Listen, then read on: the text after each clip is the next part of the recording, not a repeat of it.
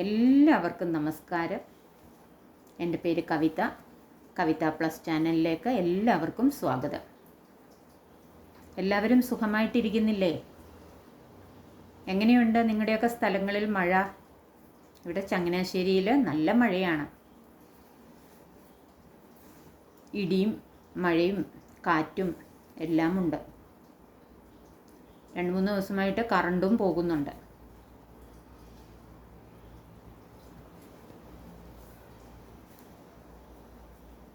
ഒരു സങ്കടകരമായ വാർത്ത, അത് നിങ്ങളോടുകൂടെ പറയാതിരിക്കാൻ സാധിക്കില്ല. അതുകൊണ്ടാണ് ഞാൻ ഈ വീഡിയോയുമായിട്ട് ഇന്ന് വരുന്നത്.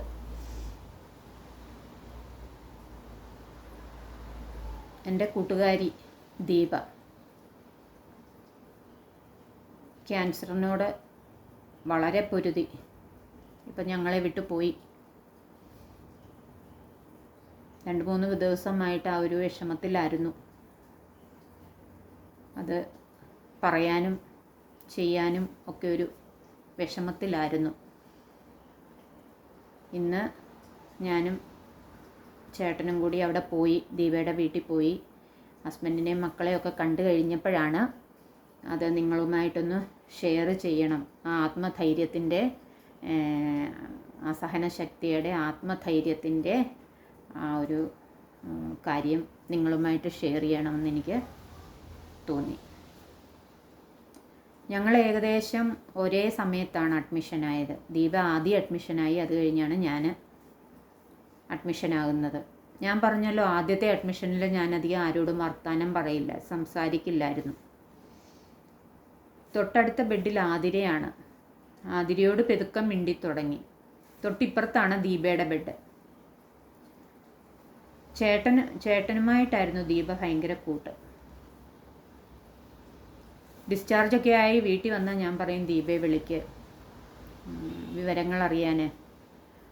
അങ്ങനെ ഓരോ അഡ്മിഷനും കഴിഞ്ഞപ്പോഴത്തേക്ക് ആ ഒരു സൗഹൃദം നല്ലൊരു സൗഹൃദമായി. ഞങ്ങൾ ആ അമൃതയിൽ നല്ലൊരു കൂട്ടുണ്ടായി.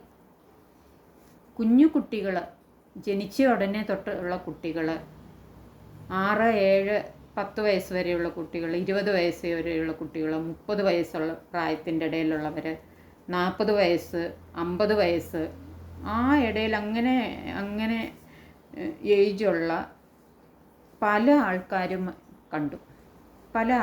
കണ്ടു. പലരുമായിട്ട് സൗഹൃദം ഇന്നും കൊണ്ടുപോകുന്നു. അങ്ങനെ ഞങ്ങളും നല്ലൊരു കൂട്ടായി. 2024 March, April, May, June, July, August ആ ഒരു സമയങ്ങളിലാണ് ഓരോ മാസങ്ങളിലായിട്ട് ഓരോരുത്തർ ഡിസ്ചാർജ് ആവുന്നത്. അപ്പോഴത്തേക്ക് ഈ സൗഹൃദം നല്ല രീതിയിൽ നല്ല കൂട്ടുകാരായി ഒത്തിരി കൂട്ടുകാരുണ്ട്. ഞങ്ങൾ വീട്ടിലിരുന്നാണേലും മെസ്സേജുകളിടും, മത്സരിക്കുന്ന വിധം ഫോൺ വിളിക്കും. ഓരോരുത്തരും അങ്ങോട്ടും ഇങ്ങോട്ടും, ഞാൻ ആദ്യം വിളിക്കും. അങ്ങനെ ഒരു മത്സരിച്ചാണ് രാവിലെ വിളിക്കുന്നത്. അതൊരു കൃത്യനിഷ്ഠയോടെ എല്ലാ ദിവസവും വിളിക്കും. അങ്ങനെ എല്ലാവരും അവരവരുടെ വിവരങ്ങൾ ഞങ്ങളങ്ങനെ ഷെയർ ചെയ്ത് അങ്ങനെ പോകുകയാണ്. അതിൻ്റെ ഇടയിലാണ് ദീപയ്ക്ക് വീണ്ടും ഈ അസുഖം വീണ്ടും വന്നു. അപ്പോഴും ഭയങ്കര ധൈര്യമായിരുന്നു. ഇനിയിപ്പം മിണ്ടി തീർന്നാൽ ഉടനെ ഓരോരുത്തരും ആത്മഹത്യ ചെയ്യുന്ന ഒരു കാലഘട്ടത്തിൽ ഇതുപോലെ ജീവിക്കാനായിട്ട് ധൈര്യം കാണിച്ച അവരുടെ കാര്യങ്ങളും കൂടി എല്ലാവരും അറിയണമല്ലോ. അസുഖം മാറിയ ഉടനെ ധൈര്യത്തോടെ ഇനി സമൂഹത്തിലിറങ്ങി ജോലി ചെയ്യണം. ഒരു ക്യാൻസർ രോഗം ഒരു കുടുംബത്തിൽ വന്നു കഴിഞ്ഞാൽ നമുക്കറിയാം, ആ കുടുംബം സാമ്പത്തിക ബുദ്ധിമുട്ടിൽ അങ്ങേയറ്റമായിട്ട് കുടുങ്ങും. അപ്പോൾ ദീപയ്ക്കും കൂടി ഒരു ജോലി ഉണ്ടെങ്കിൽ ആ ഒരു കുടുംബത്തിനൊരു ദീപയുടെ ഹസ്ബൻഡിന് അല്ലെങ്കിൽ കുട്ടികൾക്കൊക്കെ അതൊരു സഹായകമാകുമല്ലോ. ദീപയുടെ ട്രീറ്റ്മെൻറ്റിനാണേലും ഒക്കെ അത് വലിയ സഹായമാകുമല്ലോ. അങ്ങനെയൊക്കെയായിരുന്നു ദീപയുടെ വലിയ ആഗ്രഹങ്ങൾ. ദീപ ഹിന്ദി ടീച്ചറായിരുന്നു, സ്കൂളിൽ പഠിപ്പിച്ചുകൊണ്ടിരിക്കുകയായിരുന്നു കുട്ടികളെ. NSSൻ്റെ വനിതാ സമാജം സെക്രട്ടറി ആയിരുന്നു. നല്ല ധൈര്യശാലിയായിരുന്നു, മിടുക്കിയായിരുന്നു, സുന്ദരിയായിരുന്നു.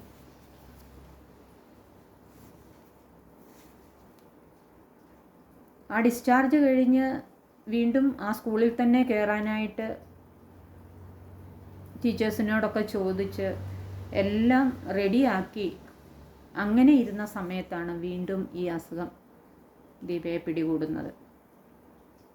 എങ്കിലും സധൈര്യമായിട്ട് ഇരിക്കുകയാണ്. അസുഖം മാറിയാൽ ഉടനെ ജോലിക്ക് കയറണം, കുട്ടികളുടെ വിദ്യാഭ്യാസം ചെയ്യണം,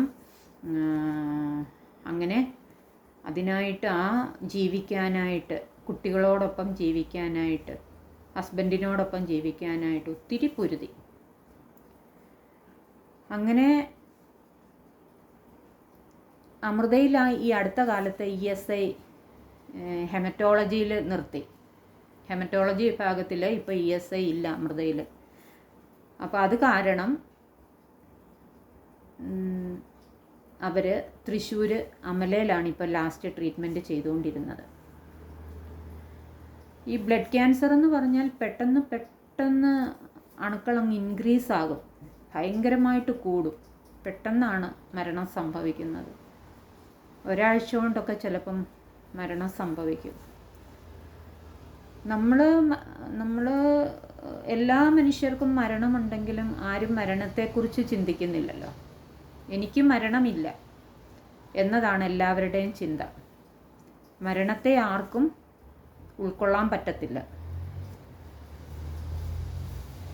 അതുപോലെ ഇന്നത്തെ സമൂഹത്തിൽ നിസ്സാരമായിട്ട് ചെറിയ കാര്യങ്ങൾക്ക് അമ്മമാർ മക്കളെയും കൊണ്ട് വരെ ആത്മഹത്യ ചെയ്യുന്ന കാലം.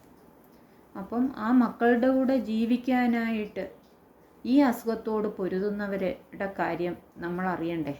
തീർച്ചയായിട്ടും അറിയണം.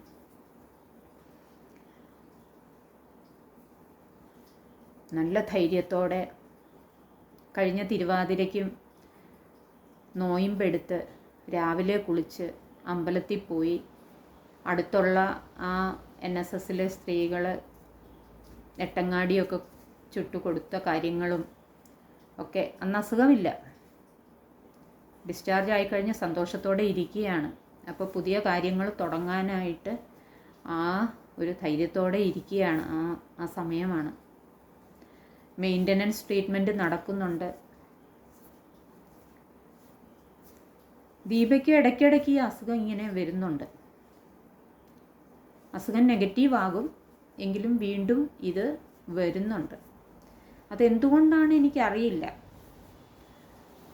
ആദ്യത്തെ കീമോ 7 ദിവസം കണ്ടിന്യൂസ് ആണ്. അപ്പം 4-ാം ദിവസം ആയപ്പോഴേക്ക് ദീപയ്ക്ക് കീമോ നിർത്തേണ്ടി വന്നു, പനി കൂടിയിട്ട്. പനി ഭയങ്കരമായിട്ട് കൂടിയിട്ട് കീമോ നിർത്തേണ്ടി വന്നു.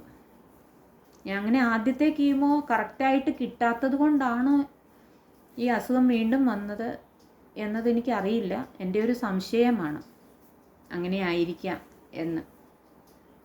അങ്ങനെ അസുഖം തിരിച്ചു വരുന്ന ഒത്തിരി പേരെ ഞാൻ കണ്ടു. ഞങ്ങളും മെയിൻ്റനൻസ് ട്രീറ്റ്മെൻറ്റ് എടുത്തുകൊണ്ടിരിക്കുകയാണല്ലോ, നമുക്കും വരാം, അറിയത്തില്ല. അപ്പോൾ ആ ഒരു ധൈര്യത്തിൻ്റെ, ആ ഒരു പോരാട്ടത്തിൻ്റെ ഒത്തിരി പൊരുതി. ആ കീമോ എടുത്ത് തളർന്നിരിക്കുമ്പോഴും നമ്മൾ നോക്കുമ്പം കാണാം മോന് മാത്സിൻ്റെ ജോമെട്രിയൊക്കെ വരയ്ക്കാനും എടുക്കാനും പറഞ്ഞു കൊടുക്കുന്നതും, അതുപോലെ ഓൺലൈനിലൂടെ മൊബൈലിലൂടെ ഹിന്ദി ക്ലാസ്സുകൾ ട്യൂഷൻ എടുക്കുന്നതും ഒക്കെ നമുക്ക് കാണാമായിരുന്നു. ഞാനന്നൊരു വേറൊരു അവസ്ഥയായിരുന്നു. പക്ഷെങ്കിൽ ഒരു ലാസ്റ്റ് സമയമായപ്പോഴത്തേക്ക്, ആ ആദ്യത്തെ അഡ്മിഷൻ്റെ ലാസ്റ്റ് സമയമായപ്പോഴത്തേക്ക് ഒരുവിധം ബോധം വരുന്ന ആ സമയത്ത് ഞാൻ കണ്ടു. അപ്പം ഞാൻ ഹിന്ദി പഠിപ്പിക്കുന്ന സൗണ്ട് കേൾക്കാം. ഇതാരാണെന്ന് എനിക്കറിയത്തില്ല. അത് പിന്നീടാണ് അറിഞ്ഞത്, ഓൺലൈനിലൂടെ ഹിന്ദി ട്യൂഷൻ എടുക്കുകയാണ് കുട്ടികൾക്ക്. വീട്ടിൽ ട്യൂഷൻ പഠിപ്പിച്ചുകൊണ്ടിരുന്ന കുട്ടികൾക്ക് ഓൺലൈനിലൂടെ പറഞ്ഞു കൊടുക്കുകയാണ്. ഇപ്പം ഹോസ്പിറ്റലിലാണല്ലോ അങ്ങനെ. പിന്നെ മോനും പരീക്ഷ എടുക്കുമ്പം ദീപയുടെ അടുത്ത് വരും, എന്താ അമ്മയുടെ കൂടി ഇരുന്ന് പഠിക്കാനായിട്ട്. അങ്ങനെ ഞങ്ങളിതൊക്കെ കാണുന്നുണ്ട്. അത്രയ്ക്ക് ധൈര്യമായിട്ട് പോരാടി ജീവിക്കാനായിട്ട് കൊതിച്ച് മക്കളുടെയും ഹസ്ബൻഡിൻ്റെയും കൂടെ, അച്ഛൻ്റെയും അമ്മയുടെയും കൂടെ, ദീപയുടെയും അച്ഛൻ്റെയും അമ്മയുടെയും കൂടെ ഒക്കെ ജീവിക്കാൻ കൊതിച്ച ആ ഒരു ജീവിതം ഭഗവാൻ എടുത്തപ്പോൾ നമുക്ക് ചില സമയത്ത് ഭഗവാനോടും ദേഷ്യം തോന്നും. സംഭവിക്കുമെങ്കിൽ പോലും.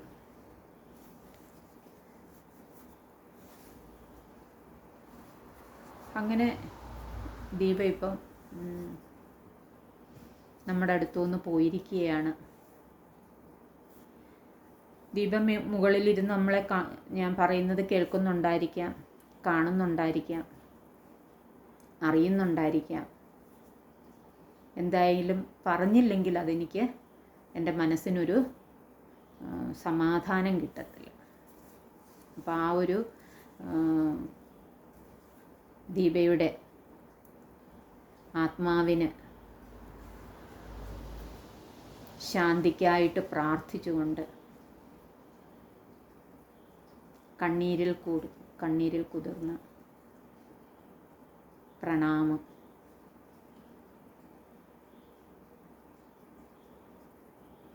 ആദരാഞ്ജലികൾ. പ്രിയ ദീപയ്ക്ക് പ്രണാമപൂർവം എന്നും ഓർക്കും. നമസ്കാരം.